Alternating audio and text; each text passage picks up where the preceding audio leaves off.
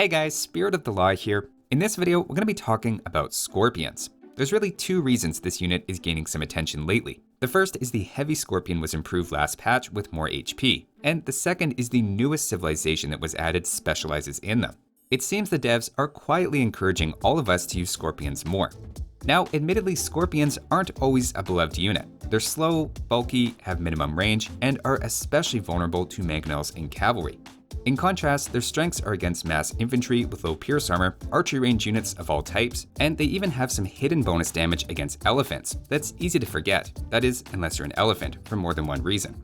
Their main selling feature is that Scorpions offer a cheaper alternative to mangonels at roughly half the price, and unlike mangonels, they don't hurt your own units with friendly fire, so they can pair especially well with melee units. Now, throughout this discussion, I'll refer to two specific tests that I conducted to compare the various attack bonuses and techs with at least a little bit of rigor. The first test was against Goth Halberdiers, which tells us how they stack up against weak, low armor and HP units. Seeing how long they take to defeat the same group of them can give us a baseline to compare the different bonuses in damage output against weak targets.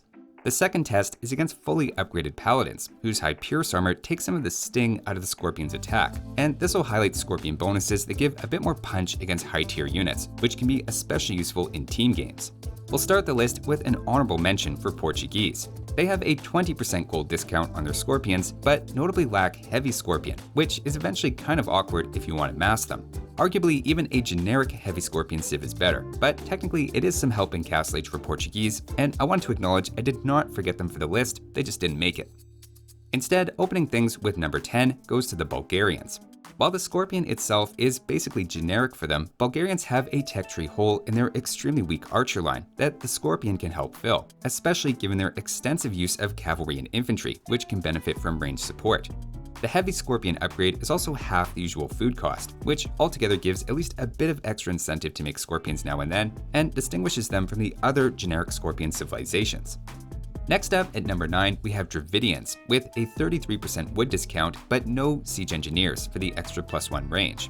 Discounts are always nice, and 33% sounds like a lot, saving 25 wood per unit, plus remember Scorpions rely on getting to a critical mass.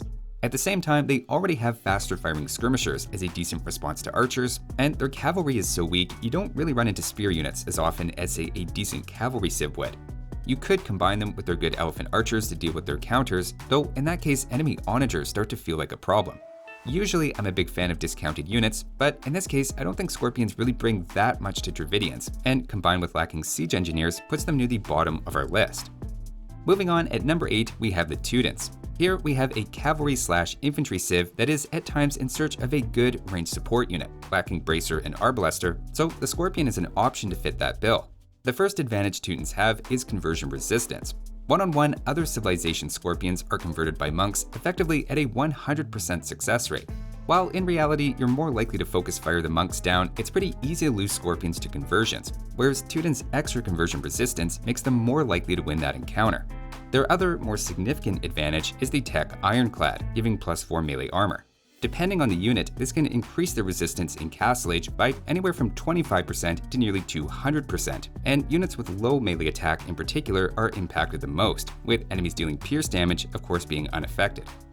It's a similar story in Imperial Age, where again it depends on the matchup, but in general you'll get 2, 3, or even 4 extra hits if your Scorpions happen to get caught by enemy units in a vulnerable position.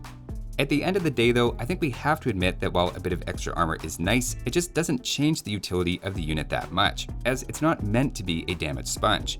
I see the tech more as a bit of insurance for those moments when a group of Hussar or Halberdier get too close for comfort, and it's a good moment to point out as well that if you are expecting a bit of melee fighting with your Scorpion, you should put them on stand ground, so they continue firing at enemy targets instead of trying to run away. Next up, at number 7, we have the Slavs, with a bonus giving a 15% cost reduction. With good cavalry and weak late-game archers, the Scorpion again has some potential use cases, whether it be to give some range support for your Druzhina infantry against archer range units, or as an anti-spear defense for your Knightline or Hussar, so it's not difficult to find situations where Scorpions would thrive. Admittedly, 15% isn't that big of a reduction at just 11 wood and gold per unit, but it adds up over time, and unlike Ironclad, this is completely free and passively available at the start of Castle Age. Moving on to number 6, we have the Chinese. Their major advantage is the unique tech rocketry, giving the Scorpion +4 attack on top of its benefits for the Chuko Nu. Once you factor in the Chinese discount, it costs 637 wood and gold, which isn't necessarily cheap, and Chinese also lack siege engineers for the +1 range, but in the right situation, that +4 damage can be significant. In fact, it makes them the hardest hitting Scorpions per attack, doing 40% more damage against Paladins with every shot, making them technically the best out of every civilization Scorpions in the Paladin test. On the flip side, against low armor enemies, the results are underwhelming, barely having any effect at all against Goth Halberdiers. Trying to look at the bigger picture, the lack of +1 range and unimpressive damage against their common targets holds them back for me personally, along with the fact that Chinese are already a bit weak to onagers, which going heavily into Scorpions would make you even more vulnerable to. Combining Chuko Nu and Scorpions is basically writing a love letter to your opponent, asking for them to please make onagers. While you do have to respect the extra damage against high Pierce Army units, especially in team games, I'm happy to leave Chinese just out of the top 5. Next up, at number 5, we have the Ethiopians.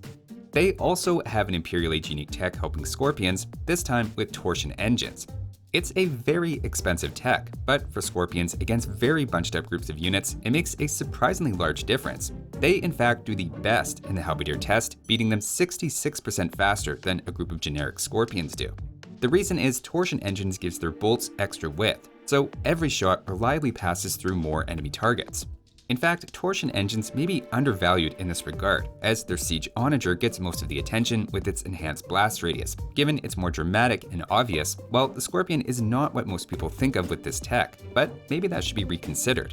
On the flip side, like Chinese, there is an argument that since you already have good archers, Ethiopians aren't struggling as much as some civs to find a ranged support unit. Against units that have even a modest amount of spacing out as well, the larger projectile width can have no effect. So the first test may have been overselling them slightly. In the right situation, there's no question they can look amazing, but also keep in mind this is a very late game and expensive tech, and taken together, there's still 4 civs that I think come out looking better.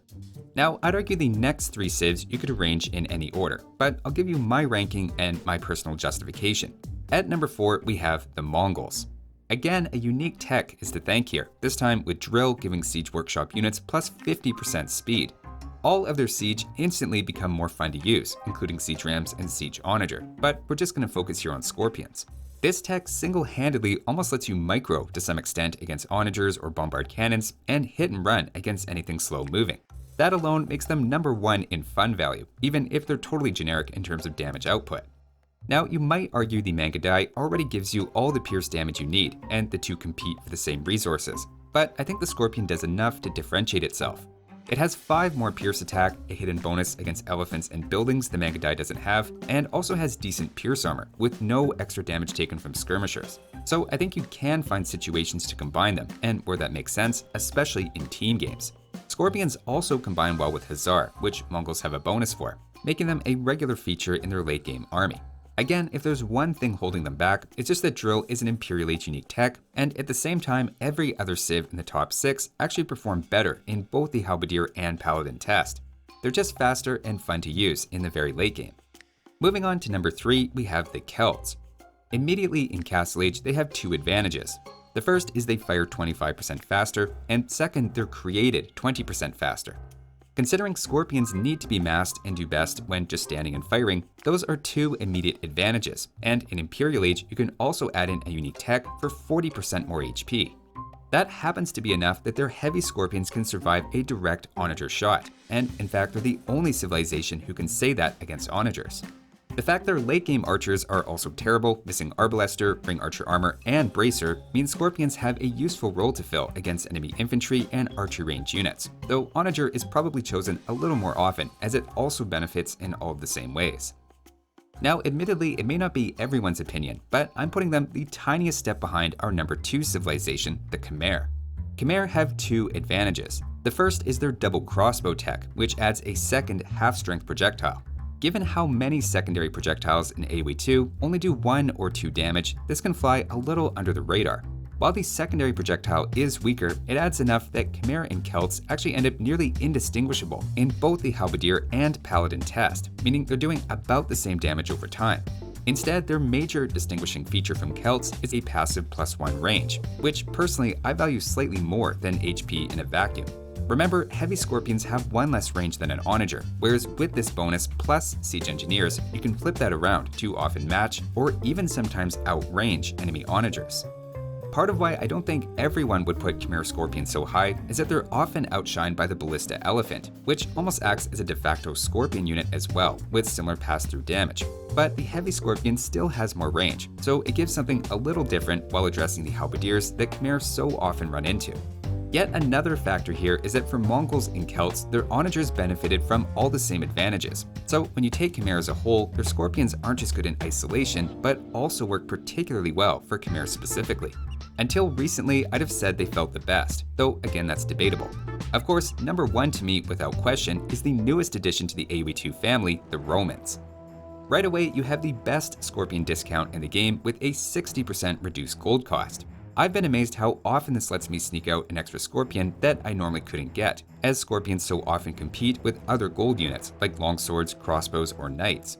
Romans are also unique for having their Scorpions benefit from ballistics, meaning even if they look comparable against static units, that doesn't capture all of the other civ's wasted shots, which Romans can avoid in a chaotic fight. Third, their ballista's unique tech in Castle Age increases their firing rate by 33%, meaning they fire faster than Celts, with the second best results in both the Halberdier and Paladin test.